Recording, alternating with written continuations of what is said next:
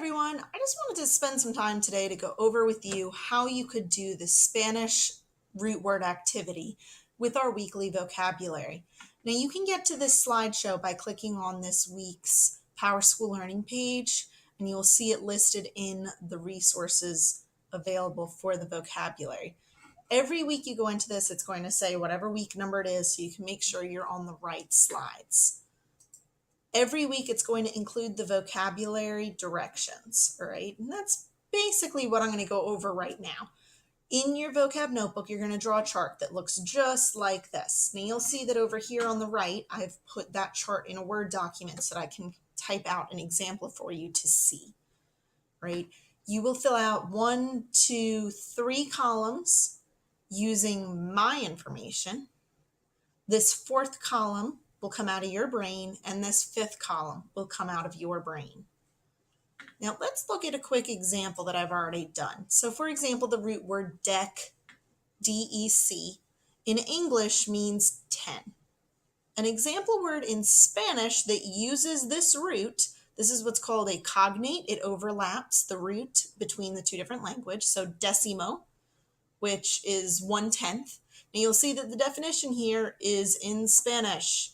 If you are fluent enough in Spanish for this activity to be helpful for you, you should be able to define that word in Spanish as well, right? You are going to make some sort of doodle to help you remember this example word, right? So for example, because it is 1/10, I only colored in one of my 10 boxes. Now I've given you this on the slides, as you'll see in just a moment. You are going to have to come up with one more to go over here, all right? So let's work through an example. Now I do want to make a quick note, pardon me, that there's not always a connection. Sometimes there are even what's called false cognates, where the connections that you think they might be there and they're absolutely not, all right?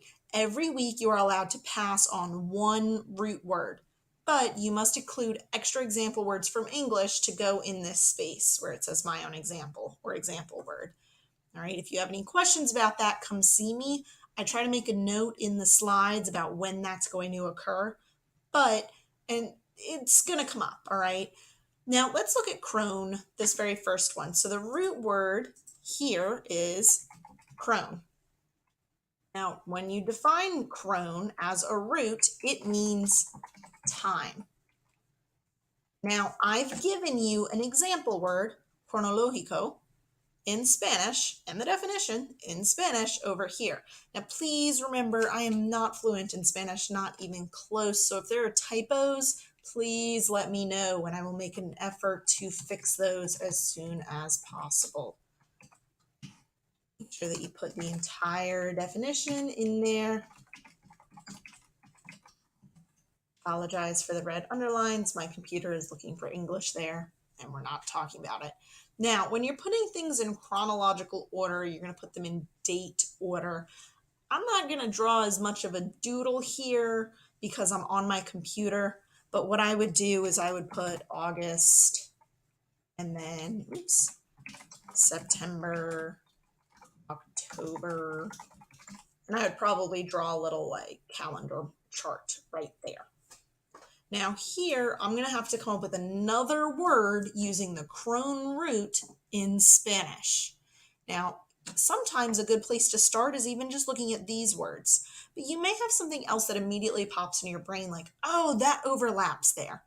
Now, I'm going to choose synchronize or synchronizar, because that is still using the crone root.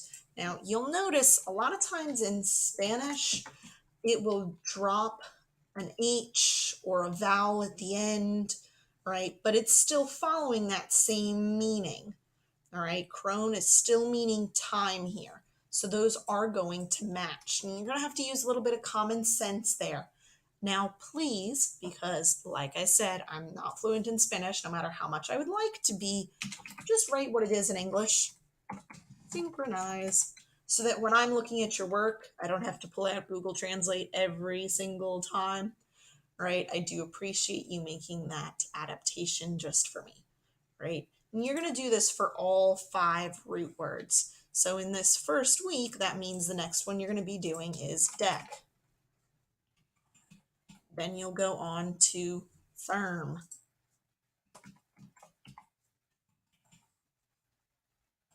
Followed by tract.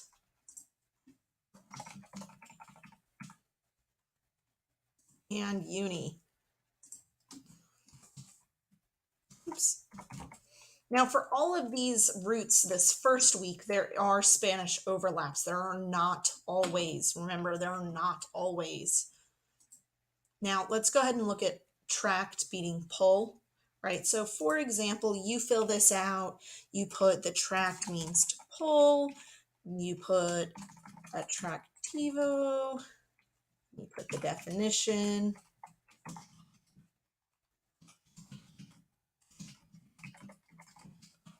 and you draw, I don't know, the picture of a pretty girl. Now, say you cannot come up with anything else. You cannot come up with a single other word that's going to overlap. You can write pass in this box, but you need to give me another example word from English that is not on this list. Right now, you may notice that attractive, oops, it auto-corrected on me, didn't it? Attractive is not on the list of words we went over in class. You could use something like that, though that's kind of a wussy cheater way to do it. You're going to want to come up with another example word in English to go there. All right. If you have any questions, please let me know. I am posting the links to all of the different options on your vocabulary capacity matrix for your weekly homework assignments. So please let me know.